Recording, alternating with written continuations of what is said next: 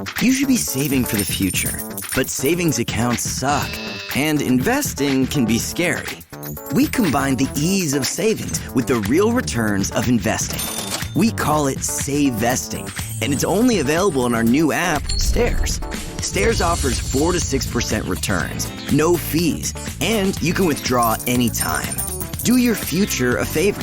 Visit stairsapp.com today.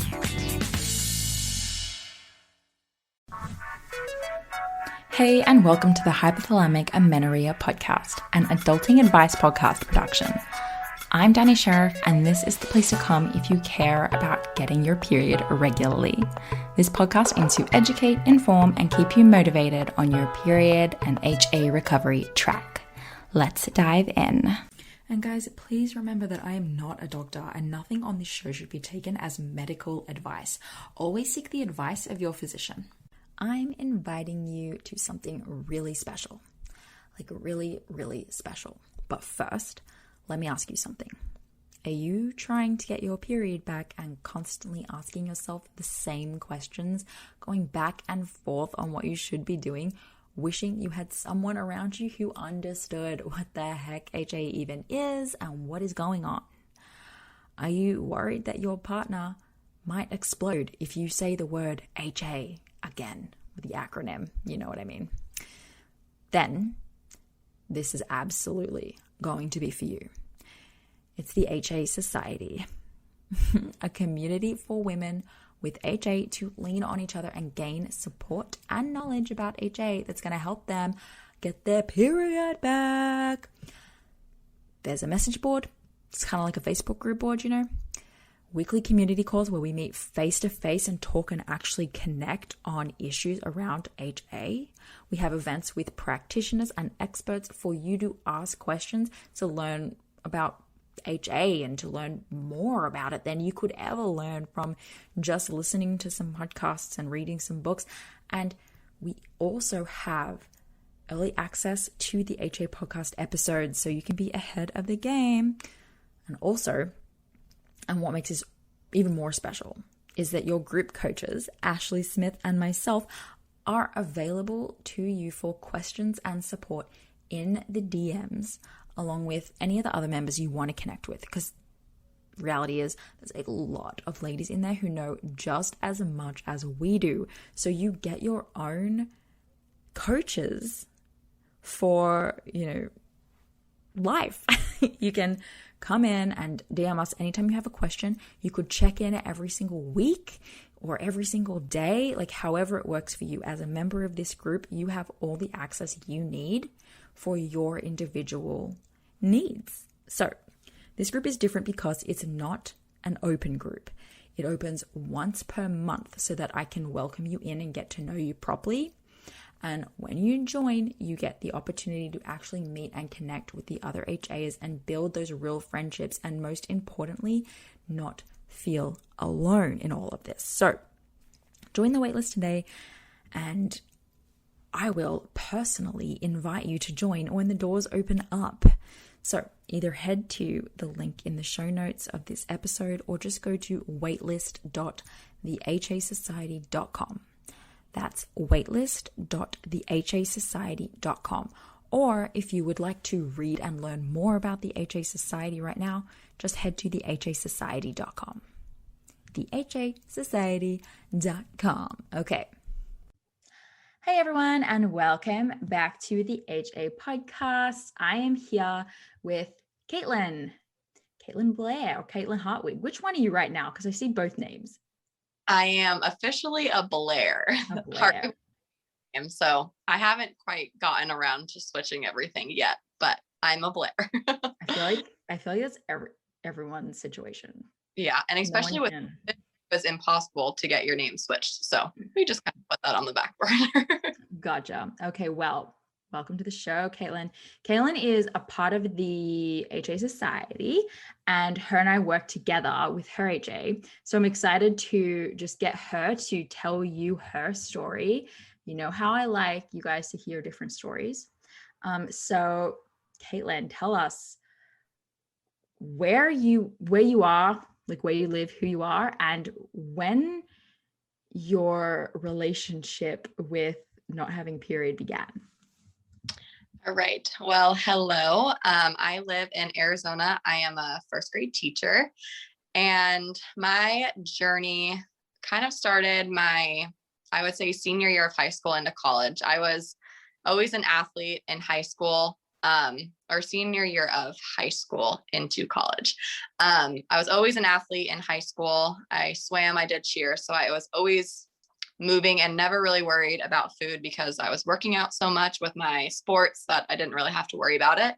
And then going into my freshman year of college, I obviously wasn't playing sports anymore and noticed a little bit of weight gain that I wanted to kind of get rid of and just work on being active on my own and not relying on a sport to do it for me. So getting into the gym on my own and making healthy choices on my own.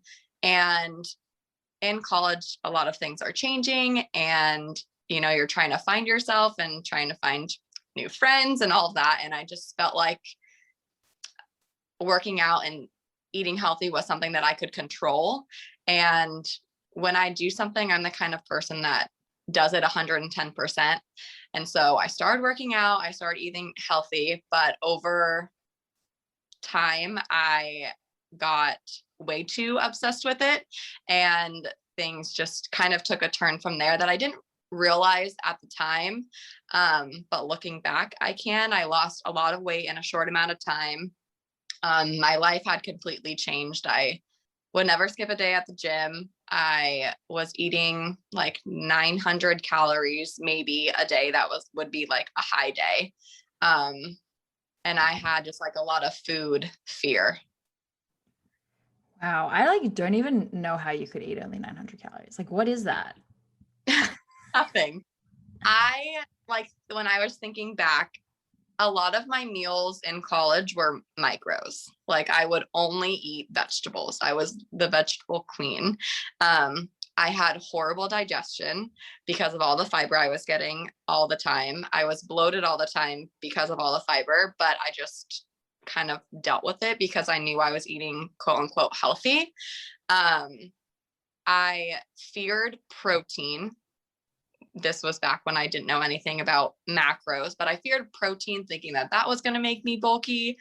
I feared carbs because I thought that was fat. Same thing with fat. It has the word in it. So why would I eat it? Like, I would make a salad with veggies and I would use Frank's hot sauce as my dressing because it was 0 calories.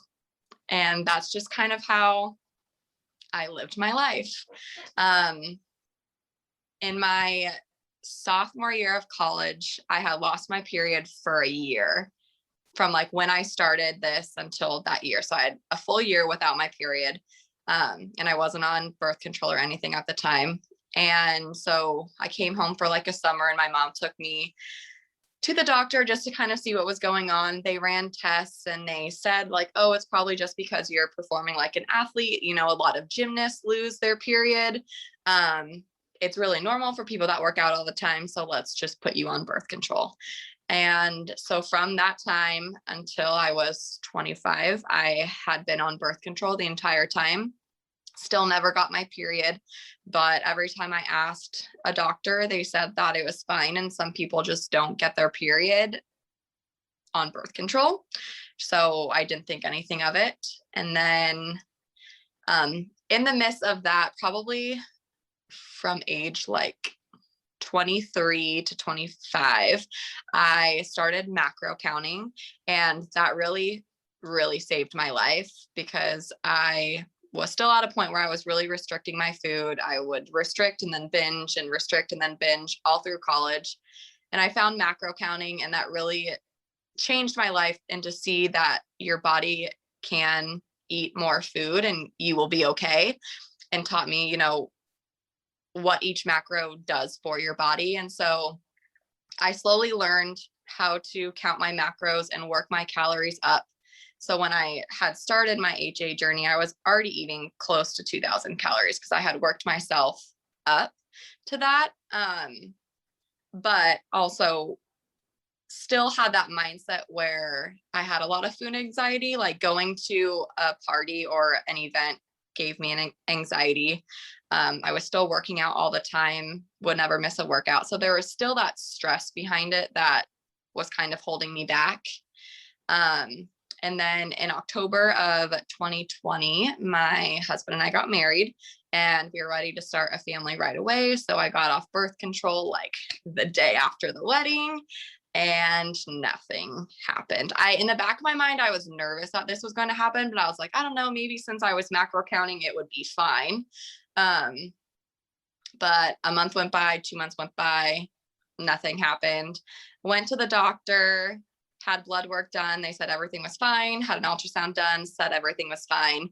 And after it had been 2 months since we started trying, and she referred me to a fertility doctor. And that's when I was like, whoa, it's only been 2 months. I'm not going to go spend all this money on fertility treatment when we're not really even sure what the problem is. So after that, I was like very taken back. And that's when I found No Period, Now What? So I read that book in like 2 days, and I knew right then that I needed to start my journey on that. And on January 18th was when I went all in. Cool. So there's Yeah. so much. I have a question quickly.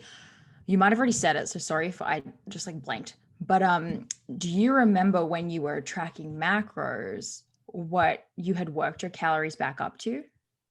Yeah, I was eating close to 2,000 calories by the time. But of course, there was like before my wedding, I was lower because, everyone wants to look good for their wedding. And then after my wedding, I had worked my calories slowly back up because I knew in the back of my mind that getting my period was going to be an issue. When you were shredding for the wedding, do you remember how long you did that process for and what your calorie restriction was at that point? I think my calories were still pretty high, like 1,600 calories. That's not high. But compared to for you, yeah. Right? Like comparing it to, or even 1,200 calories. So to me, you're right, that felt high. And I was strength training 5 days a week, and then doing cardio on my other 2 rest days. So they were rest days per my coach, but I was at least getting in like a walk or 2 on those rest days just to like get my steps in and all of that. So I need in. Yeah. Yes. No, I feel you. Okay. So that story painted a really good picture for a lot of people, like young, athletic, doctors tell you that's pretty normal. Okay, cool. Go on the pill, not experiencing period on the pill, assuming that they're related. You have an intuitive hunch, which is interesting, that it's probably not going to come, or it could not come back after you get off the pill, but maybe. And I love this display of like, you went from, a history of 900 calories up all the way up to 2,000 and a little bit ebbing and flowing in between. And, a lot of people would feel like, I upped my calories by so much. Like I should be seeing a period by this point. I can't even do the math, but what even is it? What's 2,000 minus 900? 110. Or 100. So that's like in numbers a big jump, but you still didn't get a cycle back. So it just paints a really good picture for people of like, it takes a long time and a lot of food sometimes, depending on where you're starting. And I truly think that the exercise was a big factor for me too. Like just to sit my booty on the couch and not do anything and learn to be okay with it. Because for the first week that I went all in, I had so much like anxiety and stress over not doing anything. Ooh, yeah. And that stress also plays a big factor. And I think just being in the HA society and like learning and talking to other people really, really helped me not have so much stress around it. But I think my body just needed the two hand in hand, and it wasn't like food or exercise. It had to be both in order for my period to come back. Absolutely. Yeah. Because you just said you were doing strength training like 5 days, 6 days a week. Yeah, 5 days a week. Yeah. I mean, it's the perfect storm. It's right. I would think it was crazy if you were cycling through that. Yeah. So that makes a lot of sense. Okay, cool. So you said you found the book and things moved really fast for you in terms of like making decisions, right? Even though it was hard. I don't know. Tell me a little more about that. Like from the moment that you discovered I have this thing called HA, what was the process actually like of taking the steps you needed to take, and what things happened? When I read the book, I knew that they were talking directly to me. Like it was me. Everything they talked about, all the stories and the examples, it was me to the core. And I had started following some people on Instagram that teach about HA. And so that was kind of helpful just to get some background knowledge a little bit more than the book.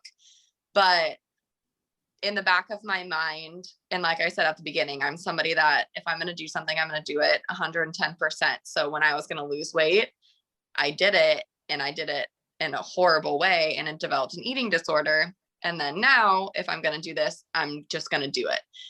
And the reason why I had that motivation, especially for going all in, was because if I was going to be the person that hindered David and I to not be able to start a family, I couldn't live with that.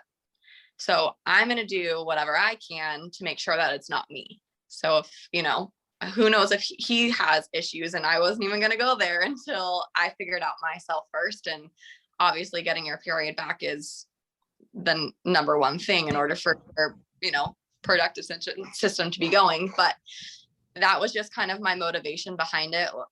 If I am preventing us not being able to start our family, like I would not be okay with that. So that's kind of my motivation behind it. And like I said, I had went on vacation with we went with another couple to a cabin, and we were there for a couple of nights. So that I was like, well, I'm already not working out, and I'm already eating whatever, we brought and we're making, and I'm not counting my calories or my macros. So this is just going to be my starting point. So we got to the cabin and I was like, okay, I'm doing it. And then we came home and I just continued. So that was kind of like my starting point to going all in.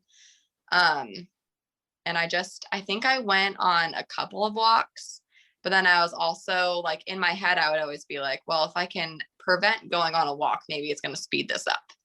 And that was also a big factor in it, was I didn't want to like dilly dally in this and like kind of count my macros or kind of hit 2,500 or kind of work out. I just wanted to do it all at once so I could get it over with. Yeah, I never resonate with those people. That was like so hard for me, but there are so many girls out there that can do that. But you did mention, it was hard for you to not exercise. Was that the hardest part to give up? Yeah, I feel like the exercise was way harder than the food, because I had worked my calories up to 2,000. Eating 500 more wasn't that big of a deal. But the exercise was the hardest. Yeah. Yeah. Just and I'm eating, but not being able to move it was what really I had a hard. Yeah. Yeah. That's a really, that hits home for me. It's just like, I'm eating this excess food or whatever, in your head, you're like this excess food. And normally my MO is to utilize it for a workout. So it's really like messing with my habits and even my addiction here a little bit. Right.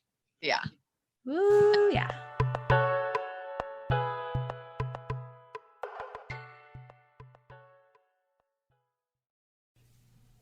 Would you like some one-on-one support to get your cycle back? Or how about to get it back and then actually get pregnant? Or not even all that, but to simply get back your actual life and be able to leave this whole "where's my cycle" nonsense behind you? I certainly have felt that way. So I know exactly what that's like. And that's why you can work with either me, Danny, or Ashley, my amazing co-coach, one-on-one. We help women keep sight of what's most important in recovery, set tactical, tangible goals, and create game plans to help them get their cycles on track. And we would love to do that with you. So when you sign up with us, we'll go over your history together, your biggest obstacles and your goals, and we'll start making a plan to reach them. Then, depending on your preference, you'll meet with us either weekly or bi-weekly to go over the week that was and plan again for the week ahead. So you always know what your next steps are, and you always have the validation of a coach who doesn't just understand but has actually been through this as well, and we've walked before you. Ashley and I have helped so many women get their cycles back, get pregnant, and get back to life. And we would love to help you get there too. And fun fact, all of our clients get access to the HA Society included in their coaching fee. So if you want to read more about other women's experiences, women that have worked with us, and book a free 15-minute consult with me to see if we're a good fit, head to thehasociety.com/coaching. That's thehasociety.com/coaching.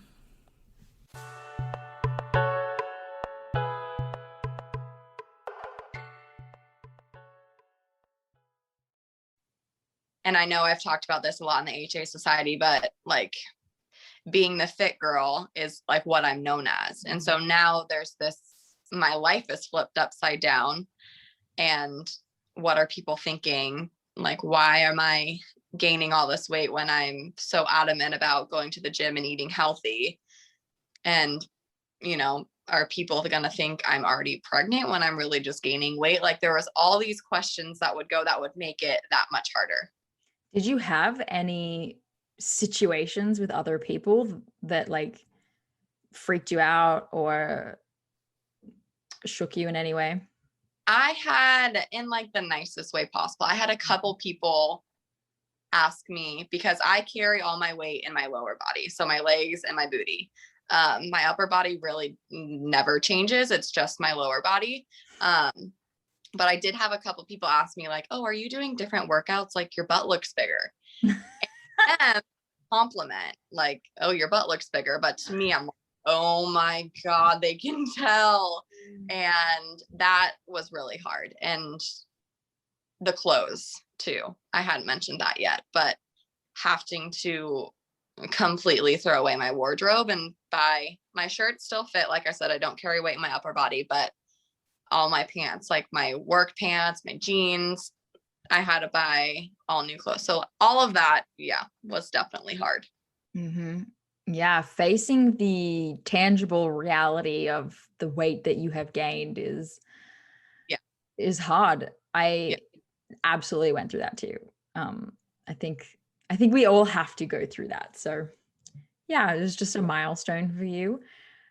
At what point did you, so like fill in the gap here for me. So you were like, okay, this is what I need to do. I'm going to do it. Let's rock. And that was January. What did you say? 8th? 18th. 1/8. I was going to say the 8th is my birthday. No. Okay. So, and then you and I met not that long ago. Just, I would say like a week after I went all in. Oh, okay. Oh, so just feels like, I guess it's only March. Yeah. That makes sense then. Yeah. So you were fresh in. Now you were saying I went all in and we're good to go. And then I remember that you and I went through your food intake. Yeah. And I would say it didn't look like what most people would say all in is. So can you tell me a little bit about what your version of all in looked like food wise? So I think, for me, at the beginning of going all in, I tracked my food to make sure I was eating 2,500 calories. And then I kind of, as I'm just a creature of habit. So I typically eat the same foods throughout my week. So I knew what it looked like, but I think where you're coming from is my version of all in looks different in the sense of it was still pretty healthy. I wasn't eating pizza every day. I was just finding ways to substitute and add more calorie dense food into the meals that I was already having so that it didn't feel like such a shock, which I think really helped me. So for example, like for lunches, I would usually make these bowls and I would do cauliflower rice, a protein and a veggie, and then put some like dressing or salsa over it. And when I went all in, then I made the change to do white rice and like a serving and a half, like a good amount of rice where I could get in a lot of calories without really eating a lot of food or being super full. My protein, I tried to get protein that had more fat in it. So like chicken sausages and stuff like that instead of really lean meat. And then loading up on the dressings and, you know, adding almonds or walnuts to stuff like that, like salads and stuff. So I would say that my version of all in was more healthy during the week. And then on the weekends is when I would more splurge. So we would go get like burritos or pizza or burgers and stuff like that. But during the week, definitely, I would say I was kind of more still health based, but reaching those calories. Yeah. And I'm so glad that you walked us through that. I appreciate that. I think a lot of people are working through fear foods, and we'll talk a little bit about that too and see how that was for you. But especially because your goal was to conceive, you know, you want to create an environment for your baby and Right. yeah. And so when we look at what foods you were eating prior, right? Cauliflower rice, zero calorie condiments, those kinds of things. Yeah. It's like pretty easy for you to stick with the same themes and still make changes to get significantly more calories in. And it sounds like it was delicious. Personally. Yeah. And even just like little things that you don't think about, like for pre-workout meal, I would have rice cakes. So now I'm having toast, like just eating like those changes with more calories that really aren't taking up any more room in your stomach to make you feel full all day long. It's a really sustainable approach. Yeah. Yeah. A lot of people go ham on an approach that makes them not feel so good super fast. Right. Yeah. So yeah, I like those little tips. Yeah. What about you said on the weekend you ate some more fun stuff. What prior to that would you not do that? And then like going all in or taking this journey, you started to introduce new foods? Yeah. I would say prior I would have like one quote unquote free meal a week. And so like either Friday or Saturday nights, my husband and I would order dinner and I would get whatever I wanted. So if it was like a burger and fries or pizza or whatever. But then on the weekends, now going all in, I was, we are like very more like adamant about going out and just like eating different stuff. And of course my husband's like excited, like we get to eat this. Cause normally I would never eat that stuff. So he loved it. I would say my hardest part about that though was actually picking the food, because when I'm looking at the menu, those tendencies still come back to be like, okay, which one is probably the least amount of calories or has protein and not a lot of fat in it and stuff like that. And so oftentimes I would ask like my husband what he's getting, and I would just order something similar to what he's getting to kind of take the guesswork out of my brain and just be like, I'll get whatever you're getting. Same thing with like dessert.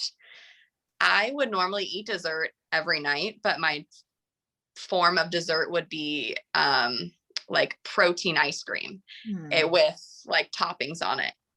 And so that switch was, you know, we would get real ice cream, or he would, you know, get a craving for ice cream and he'd be like, do you want some? And normally my initial answer is always no, but I just really had to like take a second and just say yes to the food, no matter what. So little changes like that, and having him kind of just push me and be like, yeah, you want it, like you can eat it. And like having him on my side helped. Yeah. I think you told me he asked you for wanted ice cream and he was probably already thought you were going to say no. And you said yes. And he was like, Yeah. What? Yeah.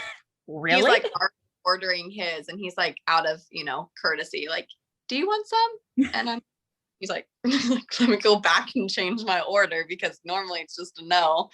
But yeah, so little changes like that. I just had to not get too much in my head and just have my answer always be yes.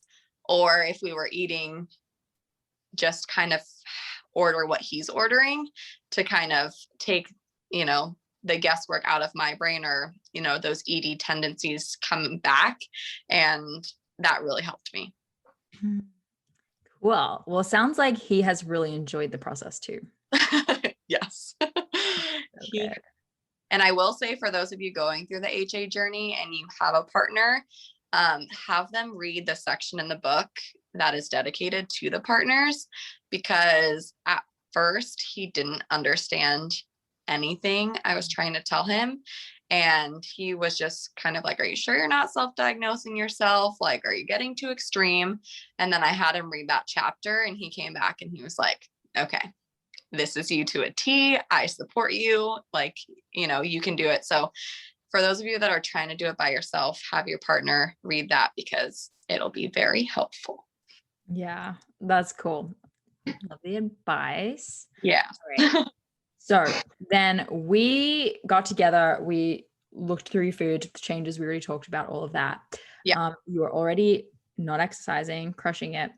We started tracking your cycle because the goal was to get pregnant, right? Yeah. So what was that? You got one period. That's right. You got your first period. And that was funny. We got on the call and you had already ovulated. Like our first call, you were like, so. But I didn't really know. I was still really unsure. Yeah. Yeah. So we had no data. You hadn't like been tracking your cycle, I don't think. And you were just like talking about your symptoms, and you had really sore boobs, and I don't know, some other things, like maybe you'd been emotional or like crying. Yeah. Crying all the time. And I was like, I think that this is probably happening. And in my head, I was like, this is definitely happening, but you just can't say that out loud. And I think like a couple days later, you got your period. It was the next morning. Okay. The very next morning. And I know, like, it was just crazy. Like, the second I got on a call with you, I get my period the next day. Yeah. And like, that has nothing to do with it. But it was like, I don't know if it was like the step that I needed to take to like get a coach and figure myself out, because normally I like try and do stuff on my own and then it stresses me out and nothing works. So I think it was kind of that surrender, just to like have a coach and work through it together kind of thing, and not feel so alone. But yeah, the very next morning I got my period, and it was funny because that morning I woke up, I got in the shower, and I felt really dizzy. Like I thought I was going to pass out. So I got out of the shower, made my husband go downstairs and get me a water bottle. And he was like, maybe you're pregnant. And I'm like, maybe. I'm like, let's take a pregnancy test. So I go to take a pregnancy test. I'm sitting on the toilet about to pee in a cup, and lo and behold, there's blood. Next So, best thing. Yes. Yeah. It came down my eyes, and yeah. That's so good. Yeah. So it didn't take you long, right? No, Which it was really cool. 3 weeks to the day when I went all in. Yeah. So you were basically close and lying dormant, which Right. we see is always, that's what everyone wants, right? You kind of have like the dream situation. Yeah. But from there, I was like, well, okay, like what made you decide to try and get pregnant straight away versus waiting 3 cycles? I knew that getting pregnant and having HA wasn't going to be an issue. Like if I were to get pregnant and like HA and I had HA and hadn't fully recovered, I knew that it wasn't going to hurt the baby. So we just tried. And I didn't know, like, okay, I could be fine, but maybe he's not fine. So all of those things kind of go in my head. And I was just like, we're going to try no matter what. So we, start tracking my cycle and being very adamant about that. I was tracking just with the OPKs, the ovulation predictor kits. And then you introduced me to the basal body temperatures. And so once I got my first period, then I started tracking my temperature too. Yeah. So that was like a roller coaster week, which was, it really was, because you started tracking your temperature and you were sending it to me every couple of days or something, just so we could see what was going on, because we're looking for signs that ovulation's coming and tracking cervical mucus. But you had some like rough nights of sleep, right? And so we weren't sure what to attribute the spikes to, spikes in temperature. And those are just types of things that happen. But we did start to see, okay, cervical mucus was coming and there was like a slow rise happening, and the information was there. It was there. So we were like, have sex. Yes. Let's do this. Yeah. So what happened there? So we were still a little unsure because I had that spike, but you were like, well, maybe, but it's not as high as I normally see. So let's keep tracking.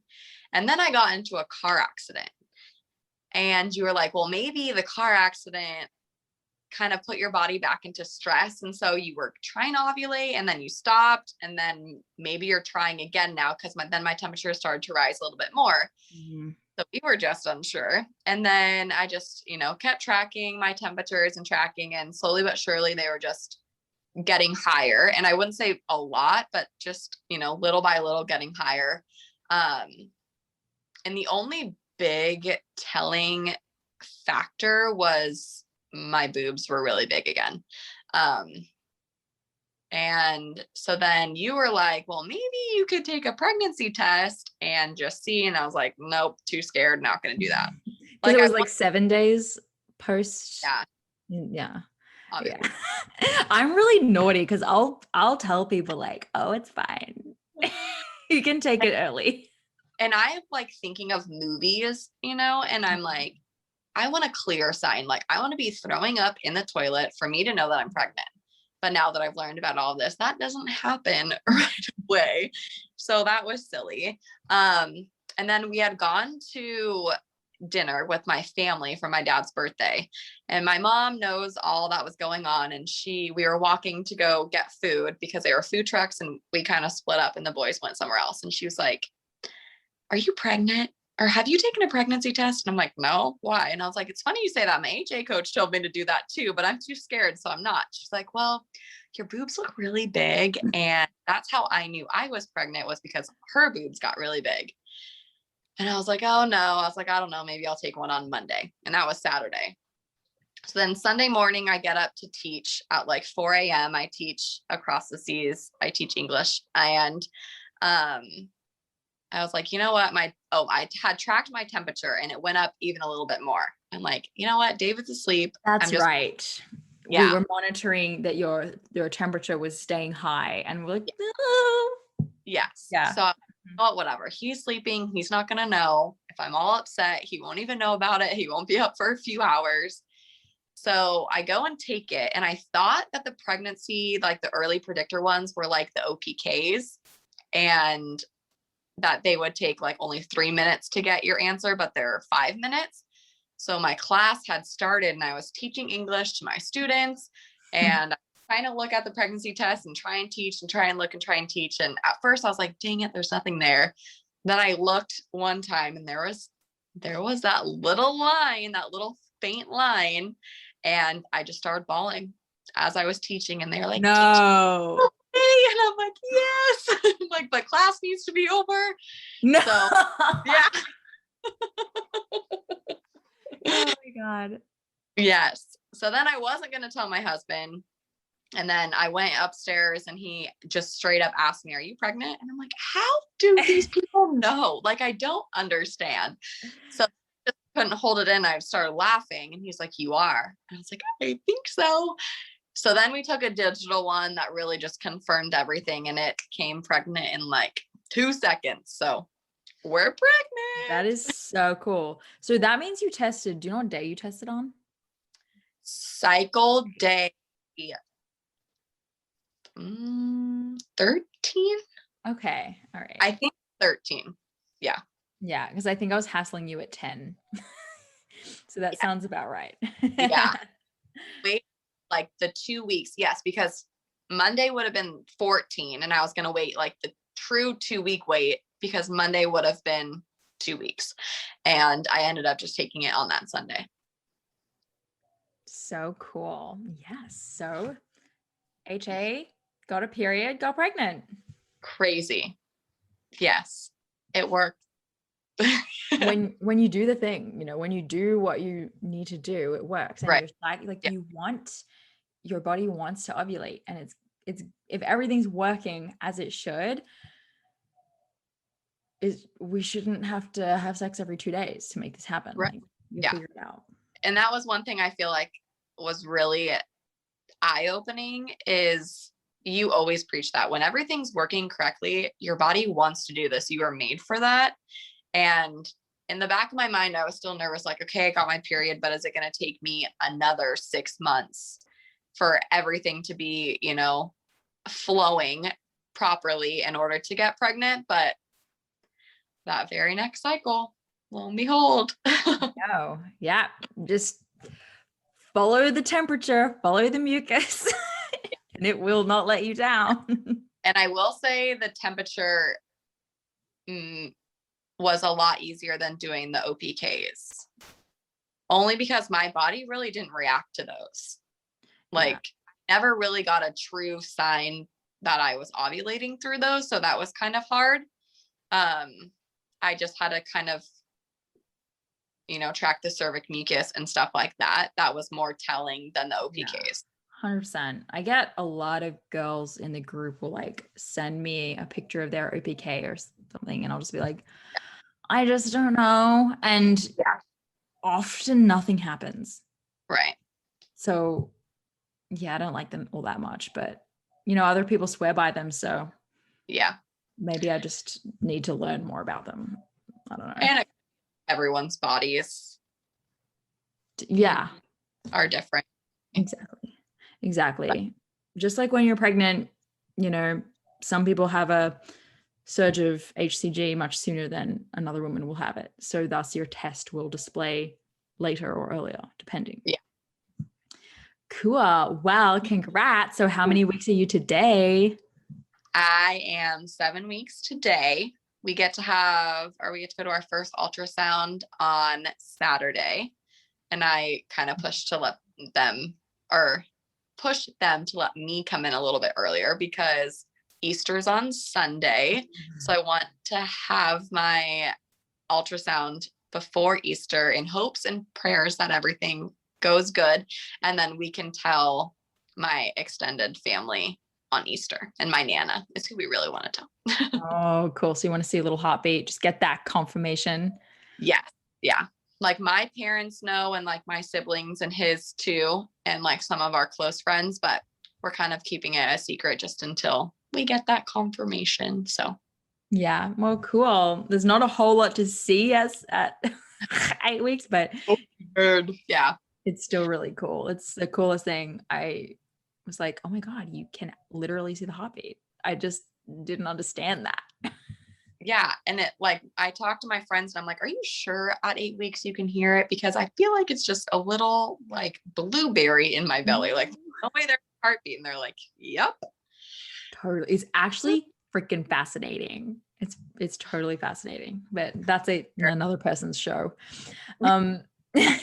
I appreciate you so much for sharing your whole story and given all of your tips and suggestions. I think this was a really particularly helpful episode for people.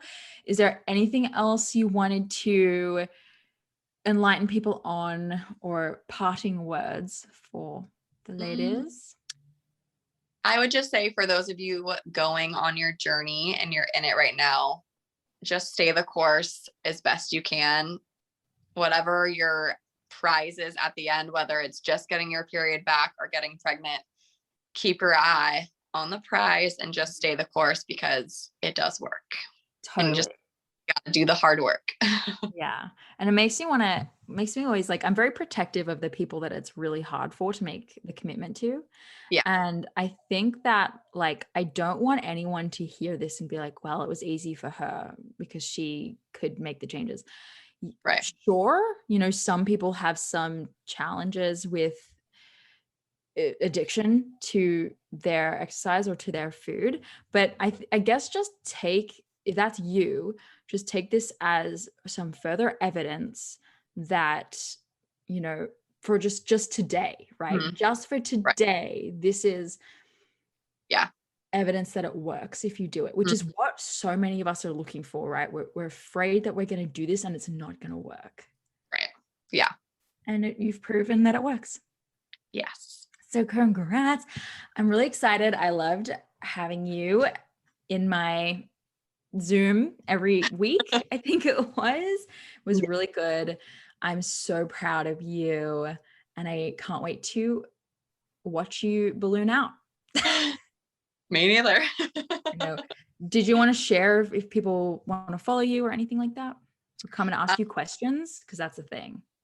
Follow me. My Instagram is Kait, Kait, Blair, Blare. If you guys want to message me with questions or need tips and advice, let me know. Happy to help. Awesome.